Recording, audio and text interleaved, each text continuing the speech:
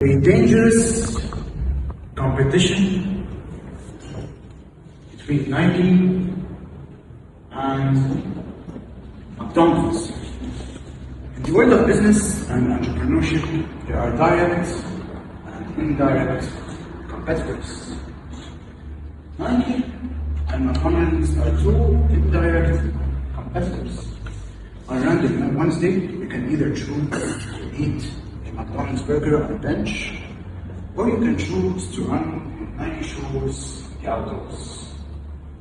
In order to become entrepreneurs, if that's your goal, to become better at business, let's look at two marketing strategies and how they differ in these two companies, Nike and McDonald's. Let's start with the slogans for these two companies. I'm loving it, and just do it. We all know the slogan of McDonald's. I'm loving it. We've seen it everywhere. If you notice in the slogan here, the slogan is focusing on the product. I'm loving it. It is the product of McDonald's. The burger, the fries, the meal. It makes you think of the product. It's trying to pull you in.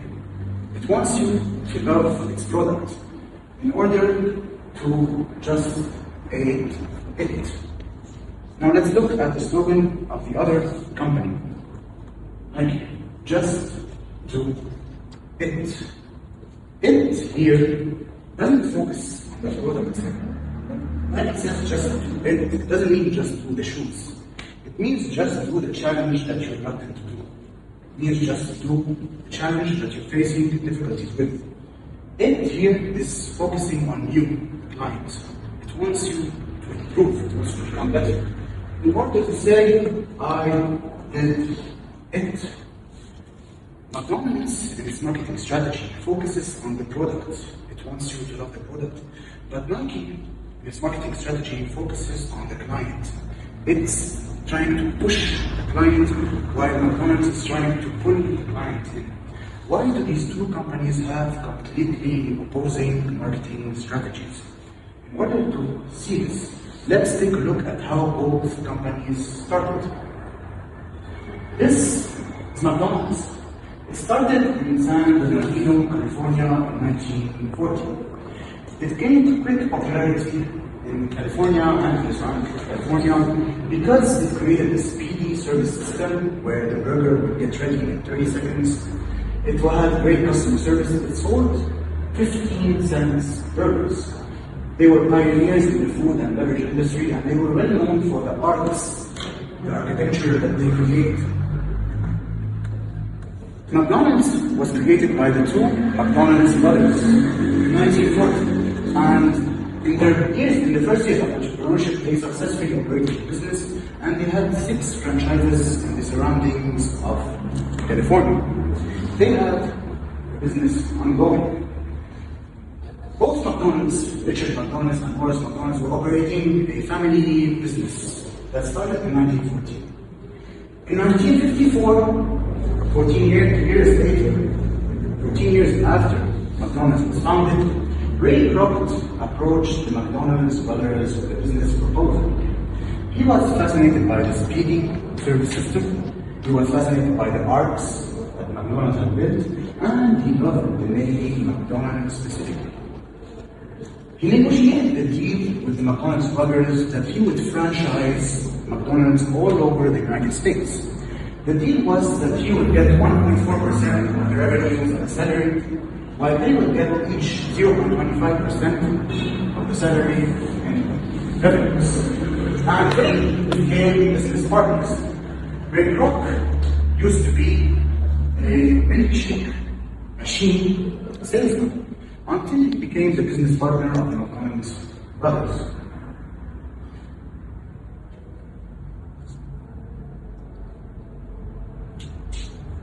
Seven years later, Ray Kroc removed both brothers from the business. They were no longer partners in the business, and he started calling himself the founder, as if he found McDonald's. In 1961, Ray Kroc did the renegotiation in his own way, and the McDonald's brothers were left without their own business. You see, Ray Kroc and the McDonald's brothers differed on the vision. They had different visions for the company. Ray Kroc had an aggressive marketing approach. He turned McDonald's into a real estate business by owning the real estate on which the McDonald's branches were located and leasing the real estate to the franchisees. He opened hundreds of franchises within years in the United States, and the McDonald's were left without their startup that they spent 14 years building into an overnight success. Now, how was Ray Kroc, the Kroc, able to take this advantage? He opened a new company called Franchisee Realty Corporation. And this company had nothing to do with the McDonald brothers. It was a separate company. This company was used by him in order to own the land on which the franchisees and franchisors were operating. 7 years after he joined the McDonald's brothers, he owned 70% of the real estate on which the franchises were built. 70%. He finally had the leverage in his favor. And he had built connections throughout the whole United States with all the franchisees. Once he had the leverage, once the tipping point arrived, and I'll explain to you later what's the tipping point, he operated like a crocodile.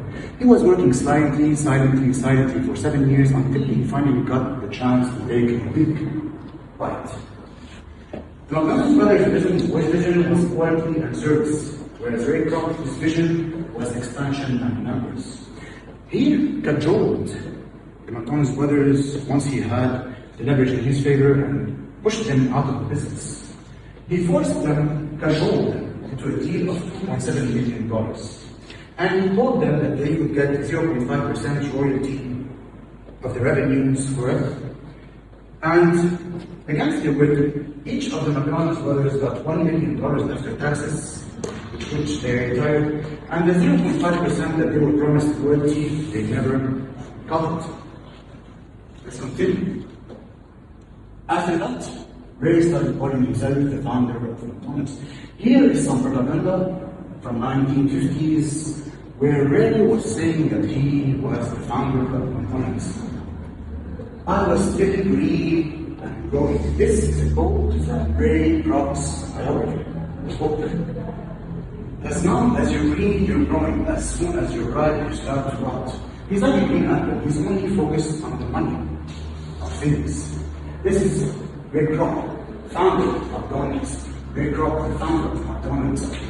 And the most important quote, I think the one I love most, the two most important requirements for major success are first, being in the right place at the right time, and second, doing something about it. Branding it out, inspired by McDonald's founder Ray Kroc. This is his autobiography. I'll talk about it later. McDonald's is a business driven by money. I was eating as a glass. These are actual quotes from Ray Kroc from his book. This is McDonald's 7 years later after Ray Kroc joined. This is the original branch that the McDonald's brothers first opened. They were forced to change the name of the branch into the big M. They were not even allowed to use their own family name on their own brand, on their own startup. They were not allowed by law to use their own family name on their own startup. They saw, as they grew up, McDonald's turned into a commercialized business, into a globalized business, and into a money-making machine, while their dreams were taken away from them. Their retirement was stolen from them. They even had to create a slogan, "We have been here 23 years," so that people can recognize that this is the original McDonald's. People not recognizing that this was the original McDonald's, even though they had been 23 years here, because they changed their name into the big M. Kroc stole their entire intellectual property, their entire brand, their entire team, and he started operating the business. Stole, in between brackets, illegally took it away because he had leverage. They ended up having a career dissatisfied and powerless. Here are some of the marketing tools that McDonald's uses today. I'm loving it. And here we have the Burger University, which is headquartered in Chicago. They have universities all over the world where they teach their employees to flip burgers. You know what I love most about the McDonald's logo? The trademark here on the right below, which legally forbids anyone from using their logo. In the 1950s and 1960s, Bozo the clown was very famous. He captured the attention of kids and McDonald's started with Ronald the clown so that they could target kids in their marketing strategy. It reminds me of a Joker. And when the Joker comes, you know what the police does? They display the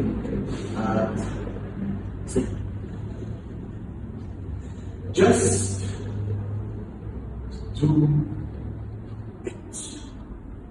Nike. Let's talk a bit about Nike. We all know what Nike stands for. Don't be legendary. Reach finish line. There is no finish line. Start unknown, finish unforgettable. Running is a gift. Here is a quote written by Phil Knight in his book, Shoe Dog. It wasn't saying, I believe in running. I believe that if people go out and run a few miles every day, the world will be a better place. And here's a yellow line that represents the athletes that Nike has become international. So, what's different between Nike and McDonald's? This is the first shoe that Nike created. It was called the 𝐂𝐶𝐚𝐧𝐠, and it was created after they did the 500 year, which I will tell you about soon. Here was supposed to be the logo, the blue ribbon of Nike. Apparently my PowerPoint is missing it, I'm not sure why. So Nike started out as Blue Ribbon Sports. It didn't start out as Nike. It started out as Blue Ribbon Sports. When it started out as Blue Ribbon Sports, it was importing shoes from Japan. It wasn't manufacturing its own shoes yet. It was simply importing shoes from Japan. Phil Knight negotiated a deal with the Japanese, and he imported shoes from Japan. This is the first shoe that Nike created, all Blue Ribbon. It was created by 𝐂𝐶𝐚𝐧𝐠, the Japanese company, and it was imported by Phil Knight to the United States. The company, 𝐂𝐶𝐚𝐧𝐠, is now known as ASICS. You can recognize them from their design. And then Nike logo was created. I'll tell you how it was created. It was a fascinating story. So, the American drive, 1964, you achieve whatever. The famous 500 deal. And apparently my PowerPoint was a few problems. In 1964, Phil Knight and Bill Bowerman gathered in the American drive over a need. Phil was Bill's student. Bill was a coach in the University of Oregon, and Bill was a coach for professional athletes. Phil was on his track team, and Phil was only 24 years old at the time they ran, while Bill was 55 years old. Later, he was supposed to be the University of Oregon, and he was supposed to be the University of Stanford. Phil later enrolled at the University of Stanford, and he wrote a paper called Japanese sports shoes due to Adidas or Japanese cameras did to Nike. His idea was to import shoes from Japan and get them to the United States so they can compete with Adidas, the shoe-making giant. And his professors at Stanford supported him, but his peers laughed him off. They thought he was being stupid because he wanted to compete with Adidas. I think they're still laughing now. Over they agreed to the $500 deal. Phil would give me $500 and Bill would give me $500, and that's the story of how Nike started. I think Japan and the United States had a little bit of tension between them because of the reigns of World War II. Here's a recent photo of Phil Knight and Bill Bowman, the co-founders of Nike. They had a 50-50 share Nike. And that's why it's called today the 500 deal, because Nike started with two $500 bills. Now then, Nike is looking happened. 𝐂𝐴 was a student. The picture is here, but apparently I should have checked the PowerPoint before the presentation. Would you mind to always check the PowerPoint before the presentation? 𝐂𝐴 was a student in the university and she drew Nike. So Nike paid her $35 for it. And that's American $35. When Nike gets existed, they granted her stock in Nike. And Nike was named after the Greek goddess Nike, which means goddess of victory. Her head was cut off because of wear and tear, which means a long time being used. And that's how the swoosh famous logo was created.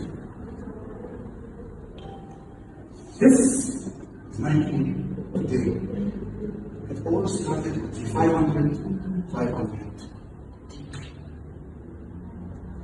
One of Nike's most innovative moments in its history was the waffle sole design in 1971. It's when the coach, 𝐂𝐴, took his wife's waffle maker and poured into it liquid 𝐂𝐴𝐤𝐞. He did this because he thought that the old shoes lacked cushioning, support, and traction. And he thought that liquid polyurethane, which wasn't being used at the time, would be a good option to try on any shoes. He transformed the shoes and he immediately noticed improvements in his gravity because the gravity has better grip, speed, control, traction, stability. Slippery is less, more acceleration and more shock absorption. And after 3 years of testing and iterating and design, they came up with the first Nike waffle trainer. It's the one you used to make. With the sole, below the shoe. Nike had never seen it. That's how it started, with the waffle maker. And here's a picture on the top left of Bill Bowman, coach, the co-founder of Nike, with the waffle maker. And that's how the waffle sole design being really and strictly used on it today in 1974. Then, one of Nike's best marketing strategies was to start signing athletes in whom they saw potential for growth. You know this one, the jump, Michael Jordan, is everywhere. It says jump higher all over and it. One of Nike's most important marketing strategies. Here, let's start with Serena Williams. Serena Williams, I have a picture here, but apparently my iPhone is not working for some reason. Serena Williams 23 Grand Slams record holder, the sister of Venus, the best athlete ever. Serena Williams' story is depicted in the movie King Richard. And here is one of other famous signing by Nike, Michael Jordan. Have you ever heard of him? 6 times NBA championship winner. They signed him when he was just 18. They believed him. The deal was that they would pay him $250,000 per year, and Michael Jordan agreed to sign with Nike even though Adidas offered him more, simply because Nike believed in him more. Back then, they decided they would create the Air Jordans just specifically for him. And back then, they also decided that he would get royalty on every shoe sold. And back then, in the NBA, only black and white shoes were allowed. Nike agreed to pay a $5,000 fine per game because the shoes were colored, and that was one of the most brilliant strategies that Nike used in their marketing. And that's how the Air Jordans became a big hit. They also signed Steve Prefontaine. That was one of their first signings before he became famous. Now today he's a 7 times record holder in track championships. This picture reminds me of the "Your only limit is you" at the 5. All of this from a 500 D. One of another of Nike's most important innovations was the patented air cushioning deck. The Nike Airlink released in 1978. They put air inside the shoes sole. Who would have thought about that back then? That's how innovative they were. They reduced the injuries that athletes had, and they added more cushioning and more comfort to runners. And that's why runners today keep improving in their tracks. This is a recent picture of Phil and Bill, and the story of the 500 key goes on.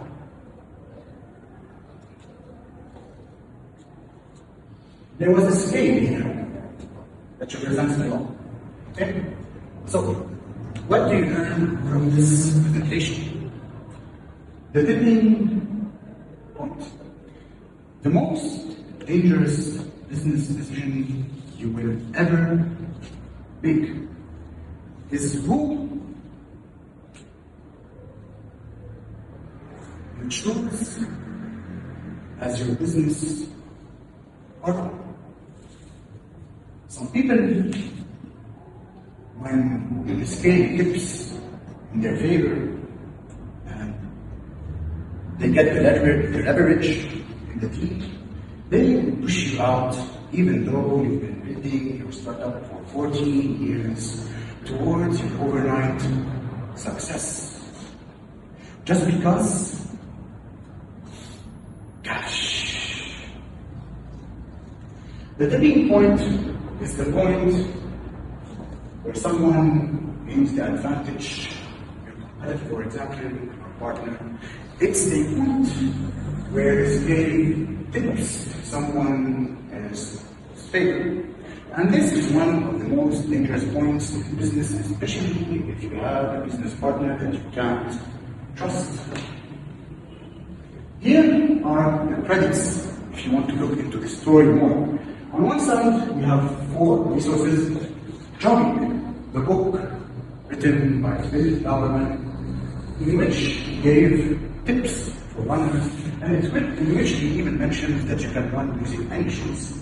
True Dog, the book written by Phil Lauerman on how Nike started with all details and good fit.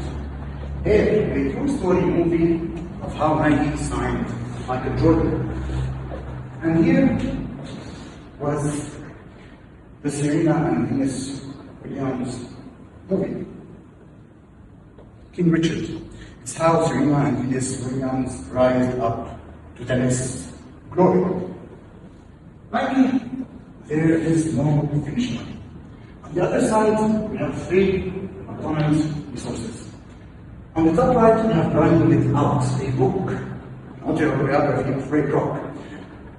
And on top of the book is written the personal story behind founder Ray Kroc and the amazing success with Robert Anderson.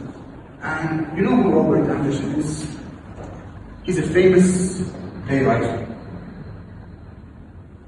Secondly, we have Ray Kroc biography, the founding father between brackets of McDonald's, written by Thomas Stewart. And thirdly, we have the founder, a true story of how McDonald's business started. By the way, did you know that Burger King is one of the best French fries in the market? It's a brand called Lamb Custom, and that's why they always maintain high standards. I also heard that BK is releasing a new Disney toy, which is the Batman gadget, to counter McDonald's now. And by the way, in his book, Phil Knight mentioned at the end a research done by Harvard named the economic impact of the decline in US entrepreneurship. This business mentions that entrepreneurship is dying in the United States. In the past 30 years, new businesses in the United States went down from 12% to 8%. They dropped in 4% in the entire United States of new businesses. A new business is any startup that is less than 5 years old. This is because there is an oligopoly of conglomerates composed of monopolies controlling the entire market, which means a network of a few ultra giant businesses that control the entire economy. And the best part, they won't allow entrepreneurship. If you have any questions, let me know.